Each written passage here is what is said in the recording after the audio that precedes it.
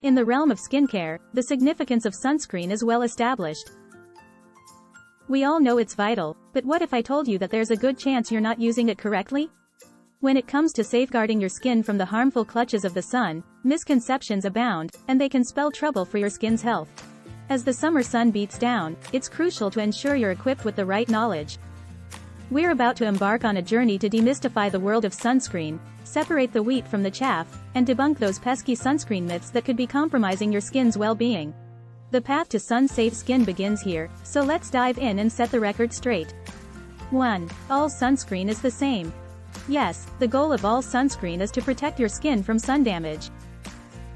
But each product works differently, depending on its ingredients and level of sun protection. There are generally two broad categories of sunscreen: chemical and physical. Chemical sunscreens contain avobenzone and oxybenzone, which absorbs the sun's rays and converts them to heat. Physical sunscreens, also known as mineral sunscreens, have ingredients like zinc oxide and titanium oxide, which reflect the rays. The ingredients in sunscreen determine how they protect your skin from the sun. 2. Higher SPFs are better. You would think the higher the number, the more protection you get. But that's not always the case. SPF 50 blocks roughly 98% of UV rays. SPF 100 only blocks 99%, a marginal difference. I'm not saying you shouldn't get SPF 100, just remember that no sunscreen can give you complete protection against the sun. The higher SPFs tend to give people a false sense of security against the sun, leading to skin damage. What does the number on your bottle of sunscreen mean? SPF stands for Sun Protection Factor and measures how long a sunscreen protects against UVA and UVB rays. This metric is based on how long it takes your skin to burn in the sun without protection. Say it takes 10 minutes. If you applied SPF 30, it would take 30 times longer, 300 minutes total. I caution that these numbers are determined in a lab, with perfect application that doesn't account for things like sweat, skin oils, or accidentally rubbing off the product. The American Academy of Dermatology recommends using a broad spectrum, SPF 30 or higher, with reapplication every 2 hours. 3. Makeup with sunscreen is all you need to protect your face. Using moisturizer or makeup with SPF included is a great way to add more sun protection. But it's not enough to provide adequate protection from the sun.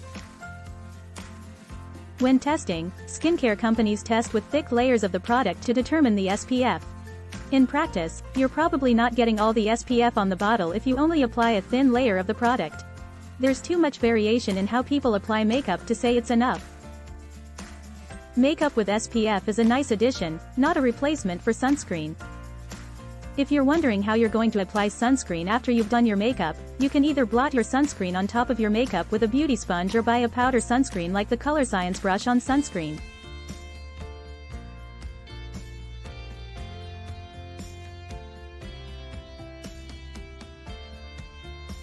Four. Waterproof sunscreen doesn't need to be reapplied. Tell me if this sounds familiar from childhood. Your mom would lather you in sunscreen at the pool and make you sit there while it dried before jumping in the water. It was the longest wait of your life. It turns out your mom was right. Here's the thing about waterproof sunscreen: it's not really waterproof. According to the American Academy of Dermatology, there is no such thing as waterproof sunscreen. Sweat and water will always wash sunscreen from the skin. That's why it's important to wait 10 to 15 minutes before getting in the water after applying sunscreen. You should reapply it every 2 hours, even if you haven't gotten in water. 5. Darker skin doesn't need sunscreen. Melanin does offer some natural protection from the sun by diffusing UV rays. However, people with darker skin can still develop wrinkles, hyperpigmentation, sunburns, and skin cancer. A study published in the Journal of American Academy of Dermatology found that people with darker skin tend to have lower survival rates for skin cancer, reinforcing the need for every person to wear sunscreen. It's important to note that people with darker skin tend to have lower survival rates because they are often underdiagnosed, not merely because of the color of their skin. 6. You only need to wear sunscreen when it's sunny. Some people assume that no sunscreen is necessary because the sun is behind the clouds. But let me ask you, what is a cloud? If you guessed water vapor suspended in the air, then you are correct. While clouds can reduce the sun rays getting to your skin, they are not substantial enough to block them completely. Over 90% of UV rays pass through clouds. Even if it's cloudy, it's best to put on sunscreen. 7. You'll get a vitamin deficiency if you wear sunscreen. Vitamin D is the essential vitamin made when the protein in our skin reacts to UVB rays from the sun. Essentially, we need sunlight to make the necessary amount of vitamin D that allows our body to absorb calcium and phosphorus. No sunscreen blocks 100% of sun rays, even if the packaging says 100 SPF. You'll still get approximately 2% to 3% of UVB rays, enough for your body to create vitamin D. 8. Tans are okay as long as you don't burn. Safe base tans are a myth. The skin protects itself from further damage from UV rays by darkening. Having a base tan doesn't protect you from the sun and is a sign of skin damage. UV radiation is a human carcinogen. Even if you don't have sunburn, unprotected sun exposure increases your chance of developing skin cancer. Establishing a base tan with a session at the tanning salon is still doing damage to your skin. 9. Sunscreen is bad for your skin. The conversation around sunscreen safety mainly concerns oxybenzone and other chemical ingredients in some sunscreens. There has been an ongoing debate on the health risks of using chemicals in sunscreen. While the FDA hasn't found significant evidence that chemical sunscreens are harmful, more research is needed to conclude. A study published on JAMA Network discovered that 6 of the 13 ingredients in chemical sunscreen that the FDA is currently considering were absorbed and detectable in the bloodstream up to 3 weeks after one application.